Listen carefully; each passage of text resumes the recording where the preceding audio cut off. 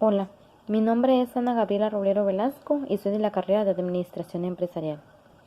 En esta ocasión hablaremos acerca de la pena de muerte en México, en asesinos y secuestradores.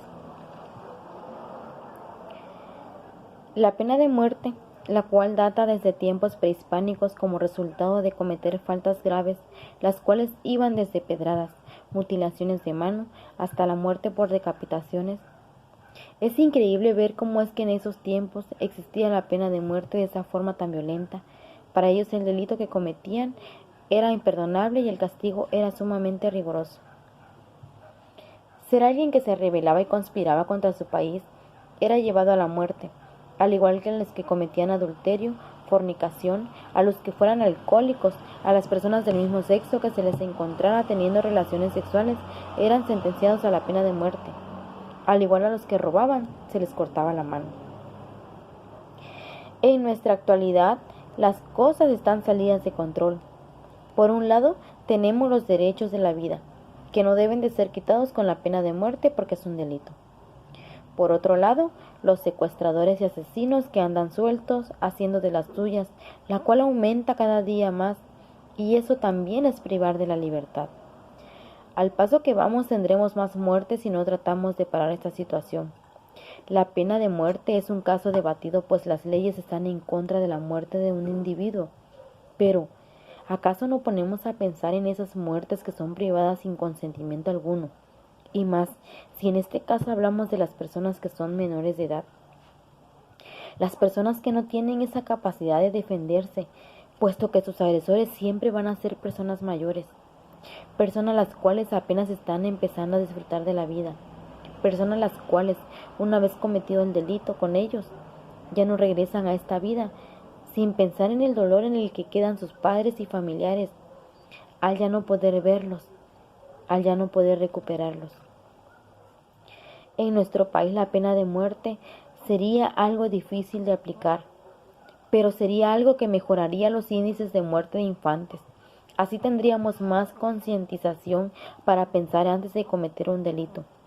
México es un país donde sabemos bien que la vida no se le puede quitar a nadie, pero también debemos de verlo de diferente perspectiva, como por ejemplo la mayoría que asesina a menores de edad son sus padres o padrastros, personas que habitan en la misma casa, quienes en algunos casos son psicópatas, personas que no tienen remordimiento al estar efectuando esa masacre con sus propios hijos.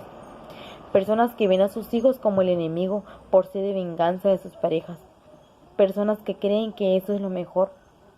Ese tipo de personas a las que encierran en los centros psiquiátricos deberían darles la pena de muerte, puesto que si son capaces de matar a sus hijos, pueden matar a cualquier otra persona.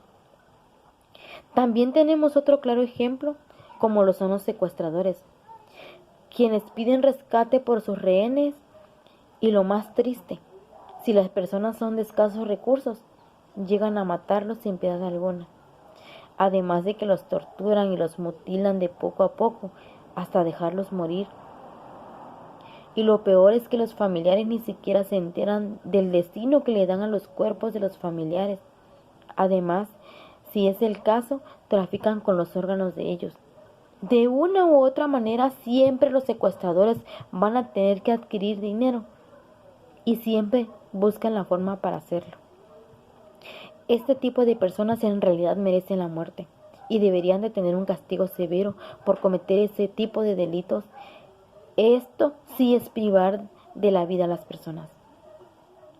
Como vamos viendo las situaciones por las que privan de la vida a las personas y más que nada por la manera en que lo hacen. La pena de muerte tendría que ser aplicada en nuestro país. Estoy de acuerdo en que los hechos deberían de ser concretos por los cuales cometen los delitos, a pesar de que en la actualidad es por medio de inyecciones letales por los que ahora matan a las personas que cometen un delito. Pero no se dan cuenta que esta es una manera en la que el delincuente ni siquiera sufre. Si nos regresamos a tiempos antiguos, a la época prehistórica, es una gran comparación y una forma muy diferente por la cual se aplicaba la pena de muerte, puesto que en los tiempos de antes, aparte de que los agarraban a pedradas, ¿se imaginan el tiempo, la hora y el sufrimiento que tenían las personas. Ahorita en la temporada y en la época en la que estamos, un delincuente con la pena de muerte no sufre para nada. Las mayores razones por la cual aplicar la pena de muerte es una justificación aceptable, de acuerdo a los hechos, pero para eso tendríamos que buscar la manera de que sea en casos sumamente especiales donde las razones sean suficientemente estructuradas, basadas con hechos y evidencias de manera que se entienda el porqué de sí a la pena de muerte. Además, como lo dice un filósofo, Gustavo Bueno, en un artículo, un individuo que mata a navajazos a 5 personas y luego hace picadillo a su mujer, ¿qué puedes hacer con él? ¿Reinsertarle? Solo existen 2 soluciones, o que se suicide o bien aplicarle la pena capital, que es una manera educada y elegante para invitarle a suicidarse. Es, diríamos, una tensión que tendría la sociedad con el criminal. Eso es algo que queda más que claro del por qué sí a la pena de muerte para asesinos y secuestradores que privan de la libertad a personas inocentes.